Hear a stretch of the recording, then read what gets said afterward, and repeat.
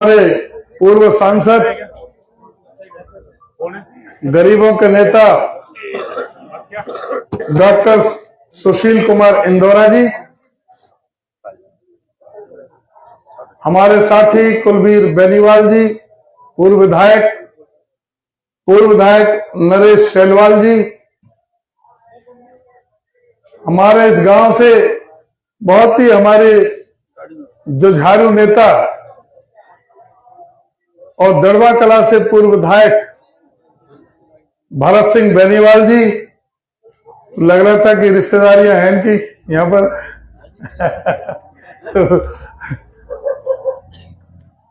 पूर्व विधायक श्री रणधीर सिंह जी,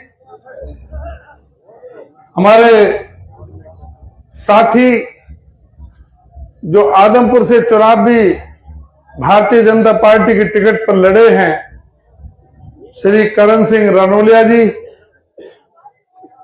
हमारे साथी जो यहां पर ड्यूटी लगी हुई है, चौधरी जय सिंह पाली हांसी से, मलिक साहब, फरीदाबाद से हमारे लखन सिंगला जी, बनवारी लाल बागड़ी जी, कैप्टन कृष्ण लाल जी, हमारे राम मेहर जी, रवि खत्री जी, हमारे अन्य मेरे सभी साथीगण, मेरे सभी सम्मानित बुजुर्गों, नौजवान साथियों, बच्चों, अभी हमारे सभी साथियों ने आपके बीच में अपील रखी है। हम सब 3 तारीख को होने वाले चुनाव के लिए कांग्रेस पार्टी के उम्मीदवार आदरणीय श्री जयप्रकाश जी के चुनाव निशान हाथ के पंजे पर बटन दबाकर उसे जिताने के लिए आपका सहयोग, आपका समर्थन, आपका आशीर्वाद वोट के रूप में हासिल करने के लिए हम सब आपके बीच में उपस्थित हुए हैं। ये 3 तारीख को होने वाला चुनाव ये मामूली चुनाव नहीं है। ये जो उपचुनाव है ये थोपा गया है, कोई परिस्थितियां नहीं थी चुनाव की, क्योंकि आदमपुर की जनता ने कुलदीप बिश्नोई को 5 साल के लिए कांग्रेस पार्टी का विधायक बना करके भेजा था और उसको जिम्मेदारी दी गई थी कि वो विधानसभा में जाकर के आदमपुर की आवाज बने, आदमपुर की जो परेशानियां हैं, जो दिक्कतें हैं, उनको विधानसभा के अंदर उनको उठाएं, कांग्रेस पार्टी के साथ मजबूती से साथ दें। लेकिन किन परिस्थितियों में कुलदीप बिश्नोई ने त्याग पत्र दिया, ये कहते हुए कि मुझे अध्यक्ष नहीं बनाया, उदय भान को अध्यक्ष बनाया, इसलिए मैं त्याग पत्र दे रहा हूं। उदय भान को अध्यक्ष बनाने में कुलदीप बिश्नोई को क्या परेशानी हुई? हमें तो परेशानी नहीं हुई थी जब कुलदीप बिश्नोई को CWC का मेंबर बनाया था, और हमें तो बड़ी प्रसन्नता हुई थी जब इनके पिताश्री चौधरी भजनलाल जी को मेरे पिताजी ने इनको मुख्यमंत्री बनाने में पूरा भरपूर सहयोग दिया था। लेकिन इनको क्या तकलीफ हुई उदय भान को अध्यक्ष बनाने के लिए? इनकी 18 साल की राजनीति है, मेरी 35 साल की राजनीति है। मैं भी 4 बार विधायक बना हूं, 2 बार मेरे पिताजी विधायक बने हैं, 15 साल मेरे दादाजी ने ब्रिटिश रूल में नगर पालिका होडल के अध्यक्ष रहे हैं, मेरा बेटा भी नगर परिषद होडल का चेयरमैन रहा है। तो मेरे से इनको क्या परेशानी हुई? क्या मेरा अधिकार नहीं था? इन्हीं का अधिकार है, यही सभी पदों पर रहेंगे। जब कोई भी पद होता है अपने आप को बगैर किसी को कहे, बगैर अपने आप को मुख्यमंत्री कहते हैं कि मैं हूं भावी मुख्यमंत्री बनूंगा, मैं मुख्यमंत्री बनूंगा। और इस तरह का दौरा पड़ा मुख्यमंत्री बनने का कि उन्होंने चौधरी भजनलाल के सभी आदर्शों को तिलांजलि देते हुए मुख्यमंत्री बनने की हवस ने उनको बीजेपी से मिलवा दिया, बीजेपी से समझौता कराया, बीएसपी से समझौता कराया, गोपाल कांडा से समझौता कराया। ये बिन पैंदे के लोटा की तरह कभी इधर लुढ़क जाए, कभी इधर लुढ़क जाए, सभी की तरफ भाग रहा था। लेकिन मुख्यमंत्री का पद हासिल नहीं हो रहा था। आखिर में जब सब जगह से निराश हो गया तो चौधरी भूपेंद्र सिंह हुड्डा जी की चरण वंदना में लग गए, फिर राहुल गांधी जी की चरण वंदना में लग गए कि मुझे वापस ले लो जी, ये तो मेरा पुराना घर है, मेरा तो पूरा परिवार कांग्रेस का रहा है, आपने मेरे पिताश्री को 12.5 साल मुख्यमंत्री रखा, उनको 5 साल कृषि मंत्री के रूप में, वन और पर्यावरण मंत्री के रूप में रखा, हर बार आपने कांग्रेस की टिकट दी, इतना आपने बढ़ाया है, हमारा परिवार तो आपका हमेशा कर्जदार रहेगा, मेरे से गलती बन गई, मुझे माफी दे दो और मुझे कांग्रेस में शामिल कर लो। और जब कांग्रेस में शामिल हो गए कुलदीप बिश्नोई, तो फिर उनको क्या तकलीफ हुई, सीडब्ल्यूसी का मेंबर भी बना दिया उनको। उसका अधिकार था, अधिकार नहीं, अपना दावा पेश कर सकता, अधिकार सभी का है, सब अपनी मांग कर सकते हैं, वो भी अपनी दावा पेश कर सकता, किसी को परेशानी नहीं। लेकिन जैसे उसने दावा किया, मेरा भी दावा था, मेरा दावा सोनिया जी ने, राहुल जी ने, चौधरी भूपेंद्र सिंह हुड्डा जी ने मेरा दावा स्वीकार कर लिया और मुझे जिम्मेदारी दे दी, तो इसको मुझे सहयोग करना चाहिए था, मेरा विरोध करना चाहिए था। विरोध भी इस हद तक कि कांग्रेस पार्टी की पीठ में छुरा घोंप दे, आदमपुर की जनता के साथ विश्वासघात कर दे, क्रॉस वोटिंग करके बीजेपी के उम्मीदवार राज्यसभा में उसको जिसको राज्यसभा का उम्मीदवार था उसको वोट दे, राष्ट्रपति के चुनाव में बीजेपी को वोट दे और फिर इस्तीफा दे करके और फिर उपचुनाव में यहां पर आदमपुर की जनता को झोंक दिया। तो ये सारी चीजों पर विचार करने की जरूरत है। भाई क्यों भाई आपको विधानसभा में भेजा था, आप विधानसभा में अपनी बात क्यों नहीं उठाते? अब तो ये चर्चा होगी। मुझे तो सौभाग्य मिला है कि मैं चौधरी भजनलाल जी के साथ भी विधायक रहा हूं, जसुमा देवी के साथ भी रहा हूं, चंद्रमोहन के साथ भी रहा हूं, कुलदीप के साथ भी रहा हूं और रेणुका के साथ भी रहा हूं। मैंने तो कुलदीप और रेणुका को कभी विधानसभा में बोलते देखा नहीं भाई, कभी आदमपुर की जनता की आवाज को उठाते नहीं देखा। और मुझे तो बड़ा अफसोस हुआ जब मुझे अखबार में पढ़ने को मिला कि भारतीय जनता पार्टी के स्पीकर ज्ञानचंद गुप्ता ने कुलदीप बिश्नोई को विधानसभा की कमेटी से बर्खास्त कर दिया, ये कहकर कि तुम कमेटी के सदस्य बनने के लायक नहीं हो क्योंकि तुम किसी मीटिंग में हिस्सा नहीं लेते, तुम आदमपुर की जनता की कोई आवाज को कोई उठाते नहीं, उनकी बात कोई नहीं रखते, इसलिए तुम्हें आवश्यकता नहीं है इस कमेटी की, इसलिए उस कमेटी से बर्खास्त कर दिया। वोट मांगना है तो कभी पूछना कि भाई तो बीजेपी का स्पीकर है, उसने तुमको क्यों बर्खास्त किया है विधानसभा की कमेटी से? और वो एक काम बताओ कि जो आदमपुर की जनता के लिए तुमने किया हो। वहां गूंगा पहलवान बना करके थोड़े भेजा गया था, काम के लिए भेजा गया था। अपने पिताश्री स्वर्गीय चौधरी भजनलाल जी के नाम से कब तक वोट मांगता रहेगा भाई? अपने नाम से कब वोट मांगेगा? अपने कामों के नाम पर कब वोट मांगेगा? अपने जो कर्तव्य हैं, जो तुम्हारे कृत्य हैं, उनके नाम से कब वोट मांगेगा? कुलदीप बिश्नोई कब ये कहेगा कि मैंने आदमपुर की जनता के लिए ये काम किया है, वो काम किया है, बांडाहेडी गांव में ये किया है, जगान में ये किया है, बालसमंद में मैंने ये किया है, बड़ाक में मैंने ये किया है। गांवों में कुछ तो बताया कि मैंने इस गांव में ये काम किया है। मुझे तो कहीं भी किसी गांव में कहीं उसका काम नजर नहीं आया। और जिससे मैंने पूछा कि कुलदीप बिश्नोई से कभी बात हुई है किसी काम के लिए, तो मुझे तो सब जगह से यह जवाब मिला कि जी 5 साल में 4 महीने, 4 साल 11 महीने तो बाहर रहता है, 1 महीने वोट मांगने के लिए आता है, 6 महीना विदेश में रहता है, 6 महीना देश में रहता है, टेलीफोन किसी के उठाता नहीं।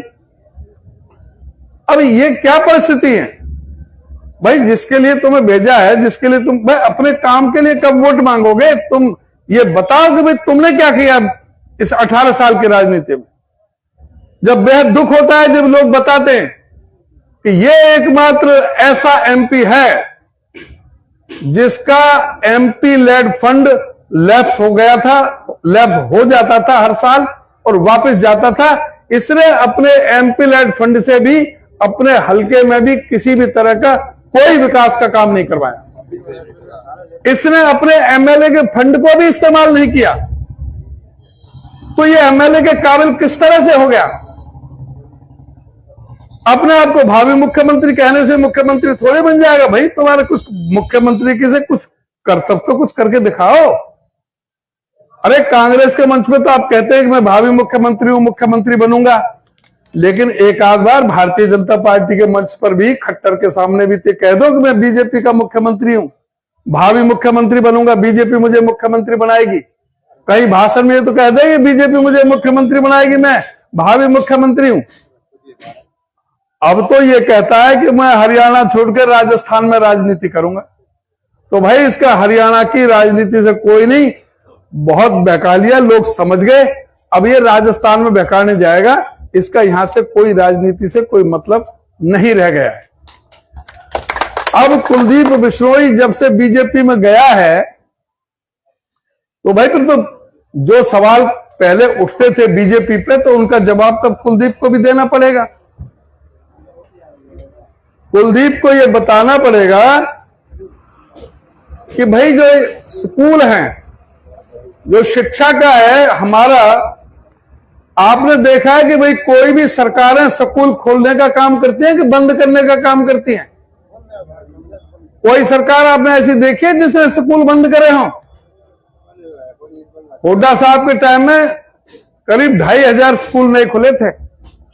लाइन लगी थी प्राइमरी स्कूलों की, मिडिल स्कूल, मिडिल से सीधे सीनियर सेकेंडरी स्कूल, कितने टीचरों की भर्ती हुई, कितनी सुविधाएं मुहैया कराई गई। और इन लोगों ने 8 साल में 498 स्कूल बंद करने का काम किया है। पिछले महीने 105 स्कूल बंद किए। आपके इस आदमपुर हलका में भी 4 स्कूल बंद हुए हैं। मैं पूछना चाहता हूं कि इन स्कूलों में किनके बच्चे पढ़ते हैं? इन स्कूल में इस प्रदेश के सबसे गरीब, निरीह, दलित, पीड़ित, शोषित, उपेक्षित, सर्वहारा वर्ग के उन लोगों के बच्चे पढ़ते हैं, उन गरीबों के बच्चे पढ़ते हैं जो अपने बच्चों को प्राइवेट स्कूल में पढ़ाने में सक्षम नहीं है, समर्थ नहीं है, इसलिए मजबूरी में सरकारी स्कूल में पढ़ाने पड़ते हैं। जो बाबा साहब डॉक्टर अम्बेडकर ने जो शिक्षित बनों का सबसे पहले संदेश दिया था, उसमें हमारे भी लोगों में जागरूकता आकर के वो चाहते हैं कि उनकी औलाद भी ठीक ढंग से पढ़ लिख करके आगे बढ़े। इसी को देखते हुए कांग्रेस पार्टी ने, सरदार मनमोहन सिंह प्रधानमंत्री थे तो उन्होंने राइट टू एजुकेशन, शिक्षा का अधिकार, मौलिक अधिकारों में जोड़ा था, जिसका मतलब था कि सबका मौलिक अधिकार है शिक्षा ग्रहण करना। जब शिक्षा ग्रहण मौलिक अधिकार है तो फिर शिक्षण संस्थानों को, स्कूलों को क्यों बंद किया जा रहा है? उन स्कूलों में मास्टरों की, टीचर्स की क्यों नहीं व्यवस्था की जा रही है? उन स्कूलों में जो आवश्यकता है, आधारभूत ढांचा जो चाहिए, उनको क्यों नहीं पूरा किया जा रहा है? बजाय उनको सुविधा देने के उन स्कूलों को ही बंद किया जा रहा है। और गरीब बच्चे जिनको वहां पर वजीफा मिलता था, उनका वजीफा आधा करने का काम इस सरकार ने किया है। इस सरकार को यह भी जवाब देना पड़ेगा कि हुड्डा साहब ने 100-100 गज के प्लॉट गरीबों को दिए थे। इन्होंने कहा था कि जो वंचित रह गए हैं उनको हम देंगे। इन्होंने एक भी किसी गरीब आदमी को एक भी प्लॉट कहीं भी कोई दिया हो तो वो बता सकता है। इन्होंने कहा था कि हुड्डा साहब ने जो एससी कमीशन, अनुसूचित जाति आयोग बनाया है, उसको हम पूरी तरह से पुनर्गठित करके संवैधानिक अधिकार प्रदान करते हुए उसको शक्ति प्रदान करेंगे। पहले ही सरकार में आते ही पहली ही कैबिनेट की मीटिंग में इन्होंने अनुसूचित जाति आयोग को भंग करने का काम किया। उसके लिए कौन उत्तरदायी है? इन्होंने कहा था कि गरीबों को बिना ब्याज का 10 लाख रुपए तक के कर्जे देंगे। मुझे कोई आदमी गांव में नहीं मिला जिसको बिना ब्याज का 10 लाख रुपए का कर्जा इस सरकार ने दिया हो। इन्होंने कहा था कि हुड्डा साहब ने 11,000 सफाई कर्मचारी एक कलम से करने का काम किया था, एक कलम से लगाने का। इन्होंने एक सिंगल आदमी कहीं पे कोई लगाया नहीं, जो लगाए वो भी एक भी पक्का किया नहीं। ये लोग किसानों के विरोध में हैं। इन लोगों ने इन लोगों ने किसानों के आंदोलन को कुचलने के लिए अपनी सारी संपूर्ण शक्ति लगा दी। किसान आंदोलन, जो कृषि कानूनों के खिलाफ हमारे किसानों ने दिन रात सड़क पर रह करके सर्दी गर्मी बरसात के अंदर जिस तरह से आंदोलन में हिस्सा लिया था, उनको बदनाम करने के लिए, उनको अपमानित करने के लिए, कभी उनको खालिस्तानी आंदोलन कहा गया, कभी उनको सिखों का आंदोलन किया कहा गया, कभी उनको जाटों का आंदोलन कहा गया, कभी उनको गुंडा मवालियों का आंदोलन किया, कभी उन्होंने खट्टर ने कहा कि इन किसानों को कोई भी बगैर सर फूटे नहीं जाना चाहिए। करनाल में जिस तरह से बेरहमी से उनको पीटने का काम किया, हमारी पार्टी ने, चौधरी भूपेंद्र सिंह हुड्डा ने, हमने बैठ करके हमने ये फैसला लिया है कि जब भी हमारी सरकार बनेगी, 1 साल में, 1.25 साल में, और जो अब आपकी कृपा हो जाए तो 6 महीना में ये सरकार गिर के कांग्रेस की सरकार, हुड्डा साहब मुख्यमंत्री बन सकते हैं। जब कांग्रेस की सरकार बनेगी तो किसानों से हमारा वादा है कि जो आपका संघर्ष खाली नहीं जाएगा। किसी भी किसान की फसल एमएसपी से कम नहीं बिकने दी जाएगी। और ये जो झूठे लोग जो ये कहते हैं कि हमने किसानों की आमदनी दुगनी कर दी, इन झूठे लोगों से, जुमलेबाज लोगों से ये पूछो कि भाई तुमने किस तरह से दुगनी कर दी। ये हुड्डा साहब जब मुख्यमंत्री थे तो नारा लगता था कि हुड्डा तेरे राज में, जीरी गई जहाज में। आज नारा लगता है कि खट्टर तेरे राज में, जीरी गई ब्याज में। जो हुड्डा साहब के समय जो 8 साल पहले जो भाव मिलता था जीरी का, वो आज भी किसान को नहीं मिल रहा। आज भी किसान का धान 400-500 रुपए क्विंटल नीचे बिक रहा है। आज भी किसान का बाजरा 500-600 रुपए क्विंटल नीचे बिक रहा है। और ये बेशर्मी से कहते हैं कि हमने किसान की आमदनी दुगनी कर दी। दुगनी की, बाबा रामदेव आंख फटका फटका के कहता था कि 35 रुपए डीजल चाहिए लीटर तो मोदी को प्रधानमंत्री बना दो। अब डीजल किस भाव मिल रहा है किसान को? 95 रुपए मिल रहा है। 95 रुपए डीजल मिल रहा है, कहते थे 35 में मिलेगा। 400 का सिलेंडर कांग्रेस में मिलता था, ये कह रहे हम 300 में देंगे, अब 1100 में लेना पड़ता है। किसान को जो है, चाहे बीज है, चाहे खाद है, चाहे कीटनाशक दवाइयां हैं, चाहे सिंचाई के साधन हैं, चाहे लेबर मजदूरी है, सब चीज महंगी हुई है, लेकिन किसान की आमदनी घटी है। उसके लिए जिम्मेदार कौन है? इन झूठे लोगों को आपको जवाब देना चाहिए।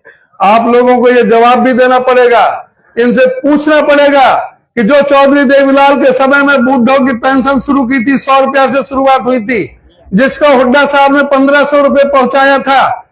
इन्होंने कहा था कि हम 5000 रुपए पेंशन देंगे। 5000 तो इन्होंने आज तक कभी किसी को दी नहीं। लेकिन इनसे ये जवाब पूछो कि तुमने अभी 2 महीने के अंदर अंदर ही 4,90,562 बुजुर्गों की पेंशन काटी है। क्यों? इनसे पूछो कि 4,90,562 बुजुर्गों की पेंशन क्यों काटी है। इनसे पूछो कि 35,000 विधवाओं की पेंशन क्यों काटी है। हमारी पार्टी ने, हुड्डा साहब ने, हमने फैसला लिया है कि हमारी पार्टी सत्ता में आएगी तो जिन बुजुर्गों की, विधवाओं की जो पेंशन काटी है, उनको ब्याज सहित पूरा का पूरा पैसा उन सब बुजुर्गों के खाते में जमा किया जाएगा।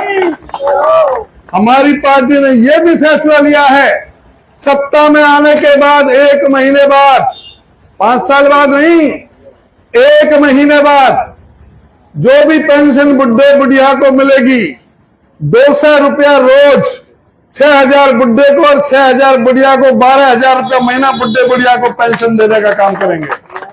हमारी पार्टी ने यह भी फैसला लिया है कि हर किसान को, मजदूर को, गरीब आदमी को 300 यूनिट बिजली तक। अब आपके गांव में समझ लो कि 90% लोगों की बिजली 300 यूनिट से कम फूकती है।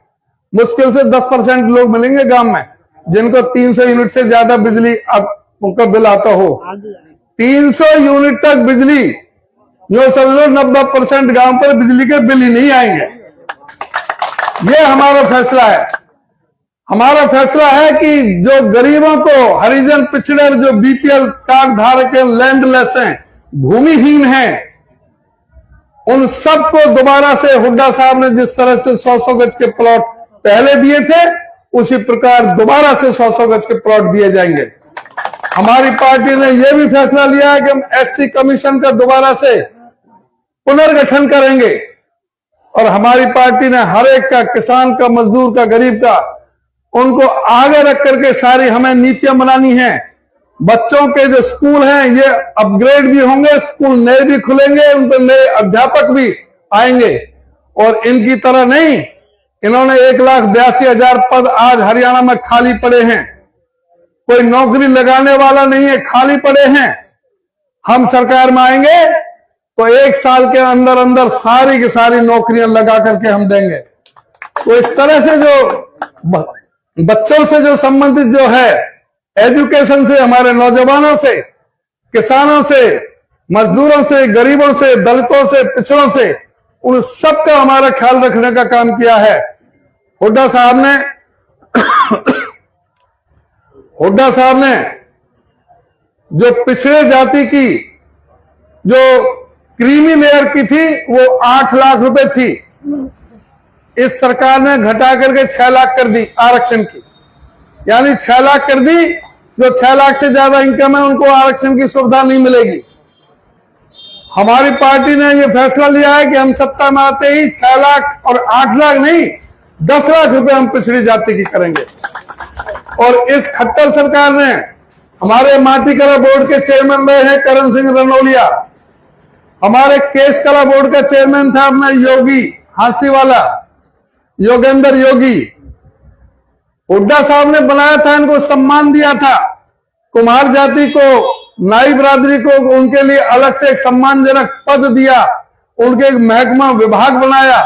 इनकी कलाओं का जो एक कलाकारी है, जिस तरह से जो माटी के जरिए जिस तरह से कलाकारी प्रस्तुत करते हैं, अलग अलग तरह से कृतियां बनाते हैं, एग्जीबिशन लगती हैं, बाजार लगते हैं, उनका बेहतरीन ढंग से सरकार की तरफ से उनको किस तरह से प्रोत्साहन दिया जा सकता है, उसके लिए इनको चेयरमैन बनाया था। और इस खट्टर सरकार ने बैकवर्ड क्लास के चेयरमैन को, इनके माटीकला बोर्ड का चेयरमैन भी खत्म कर दिया, केस कला बोर्ड का चेयरमैन का पद था वो भी खत्म कर दिया। हमारी सरकार आएगी, दोबारा से सभी पिछड़े वर्गों को हमें सम्मानजनक देंगे। तो मैं बस आपसे ज्यादा समय भी बहुत हो गया, आगे भी प्रोग्राम है, मैं आपसे यह अनुरोध करूंगा कि किसी तरह की कोई चूक गलती ना कर जाना। ये वोटों के लुटेरे आएंगे, बंटवारा करने के लिए आएंगे। मोदी तो है ही, लेकिन छोटा मोदी भी है, केजरीवाल। वो ये कहता है कि मोदी को किसी भी डिबेट में मेरे सामने बिठा दो कि मैं मोदी से ज्यादा बेहतर ढंग से, ज्यादा ढंग से झूठ बोल सकता हूं। अभी तक तो मोदी की बात थी, मोदी की बात थी कि भाई सबसे झूठा प्रधानमंत्री है, लेकिन केजरीवाल कहता है कि मैं उसके पैता मारूंगा, जो है ना, मैं उससे ज्यादा बड़ा, मैं झूठा बनूंगा। और इसी को ध्यान में रखते हुए केजरीवाल वो व्यक्ति है जो हरियाणा के जो लाइफलाइन है, जीवन रेखा है, SYL, सतलुज यमुना लिंक नहर, उसके लिए कहता है कि मैं इसके पक्ष में नहीं हूं कि SYL खुदे। केजरीवाल कहता है कि पंजाब के पास पानी ही नहीं है हरियाणा को देने के लिए। केजरीवाल कहता है कि मुझे कोई फर्क नहीं पड़ता, हरियाणा की जनता चाहे प्यासी मरे, चाहे उनकी जमीन बंजर बने, मुझे इससे कोई फर्क नहीं पड़ता। मुझे तो दिल्ली के लोगों के लिए पानी चाहिए और पंजाब में मुझे सरकार बचानी, इसलिए पंजाब की चाहिए। इसको देखते हुए आम आदमी पार्टी की सारी यूनिट कांग्रेस में शामिल हो गई। आम हमारे साथ है, वहां गुठली बची है। तो अपने जो है किसी तरह की कोई वोट खराब मत कर देना, अपनी वोट किसी तरह से खराब मत कर देना। अगर वोटों का बंटवारा होगा तो सीधा भारतीय जनता पार्टी को फायदा होगा। वही बात अभय सिंह चौटाला की पार्टी इनेलो से है, वो भी सेकंड जो है ना बी टीम है भारतीय जनता पार्टी की। जब भी भाजपा को जरूरत होती है अभय चौटाला भाजपा की गोदी में जा बैठते हैं, फर्जी गाली देते हैं। ये अभय सिंह चौटाला कह रहे थे राज्यसभा के चुनावों में कि मेरा परिवार, मेरे भाई, मेरे भतीजे, उनका हाथ विनोद शर्मा की पॉकेट में पहुंच गया, जेब में पहुंच गया, ये पैसे खा गए। उसने ये भी कहा था कि मैं 1 हफ्ते के अंदर अंदर सारे विधायकों को कितने कितने पैसा किस विधायक को दिए हैं उन सबका चेहरा बेनकाब करूंगा। लेकिन अभय चौटाला ने उनका चेहरा तो अब तक बेनकाब नहीं किया, लेकिन खुद स्वयं जाकर के बीजेपी को जाकर के राज्यसभा के चुनाव में भी वोट देकर के आया और राष्ट्रपति के चुनाव में भी बीजेपी को वोट देकर के आया। अब अभय चौटाला को बताना चाहिए, जो भाई और भतीजे पर आरोप लगा रहा था, अब वो बताए कि उसकी क्या डील हुई है विनोद शर्मा से, भाजपा से, उसने कितने पैसे लिए हैं अपनी वोट को बेचने के लिए, राज्यसभा के चुनाव में भी, राष्ट्रपति के चुनाव में। ये अभय को खुलासा करना चाहिए। और अभय जो है कोई उसका लेन देना नहीं है, वो सिर्फ और सिर्फ ये चाहता है कि हुड्डा साहब मुख्यमंत्री ना बने, हमारे यहां पर वोट बढ़ जाए, अंदर खाने कुलदीप बिश्नोई को किस तरह से फायदा पहुंचाया जा सकता है, किस तरह से हमारी वोटों का बंटवारा हो सकता है, हम ऐसा कैंडिडेट खड़ा करें जो हमारी वोटों को, जो हुड्डा साहब को मिलने वाली वोटें हैं उनको हम बांट दे किसी तरह से। वो कुलदीप बिश्नोई को तो नहीं देंगे, लेकिन हमें दे देंगे कुछ वोट जो हम खराब कर देंगे, उससे बेनिफिट कुलदीप बिश्नोई को मिल जाएगा। इस बंटवारे को समझना है, इस साजिश को समझना है और अपनी वोट बट ना जाए, बंटवारे को रोकना है। और एक एक वोट 3 तारीख को जयप्रकाश के निशान हाथ के पंजे पर बटन दबा करके कामयाब बनाना है। आप सभी का बहुत बहुत धन्यवाद।